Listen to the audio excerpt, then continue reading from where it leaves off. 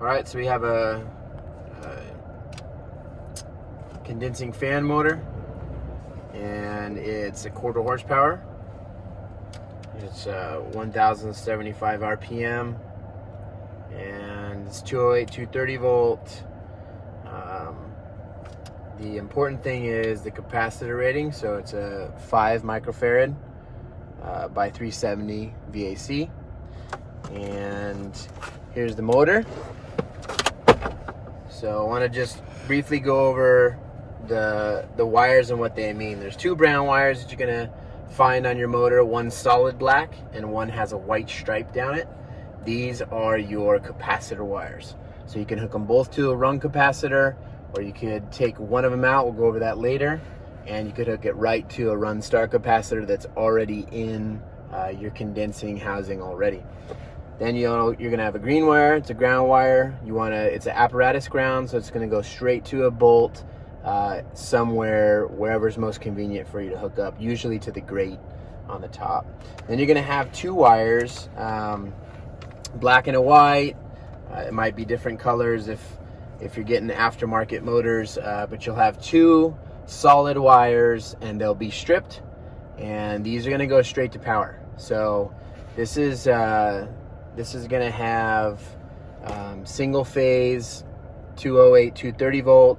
You need to connect these up to both sides of your contactor, and we'll go over how to do that when we get into the field. All right, one last thing before we show you the installation in the field is the direction of the motor spin. So when we get on site, I'm going to show you that the fan is meant to operate one way. And if for some reason you get it all installed and it's going the opposite way, we're going to need to switch these 2 wires. You have a purple and a yellow. And so these are reversing wires. You simply just unpin them and switch the yellow to the purple and vice versa. And I'll show you how to do that when we get into the field to make the motor spin backwards if needed. All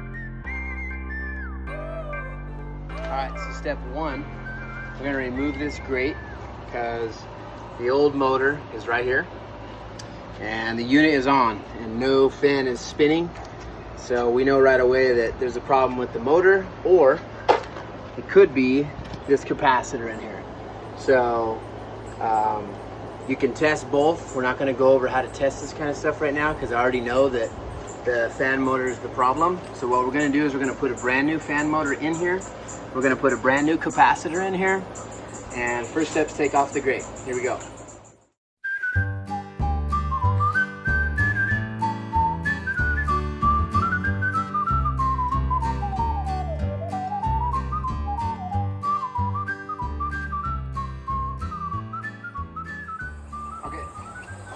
Step 2 is going to be removing the motor, the fan blade from the motor rod, and then we're going to remove the fan motor from the grate housing. But I want to show you this real quick. If you can see this disconnect on the wall, you got to make sure you have this out while you're working on this condenser motor. If you don't, and you touch in the wrong spot, you're going to get juiced up with 240 volts of power.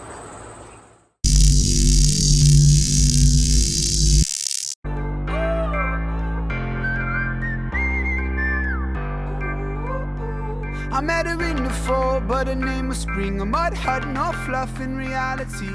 Alright, so I tried to start it, okay, 2-3 times. We saw that the fan motor kind of clicked on, but it wasn't getting enough juice to start. We're going to connect it right to a run capacitor now. We're going to go both brown wires and give it a shot. These are interchangeable, so you can connect one to one side, one to the other, it doesn't matter. I'm going to set it up in here in the pouch. I'm going to zip tie it together and fire it up, see if she works.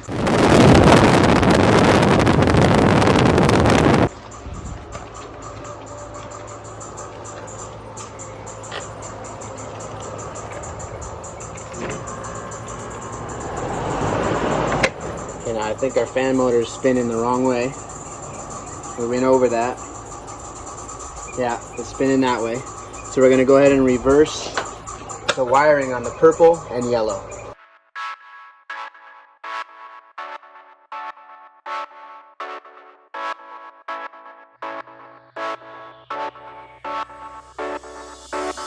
I was just a poor boy playing in the schoolyard. Didn't wanna go home, back to my broke home, looking for a way out, wishing it was just a dream. My pops and my mama, never ending drama, thought we'd be together. Purple and yellow were switched. Let's see if that fan motor now spins the right way, which is going to be this way. Okay, if it starts spinning that way and we have air blowing at the top, then we're going to be golden. Let's give it a shot.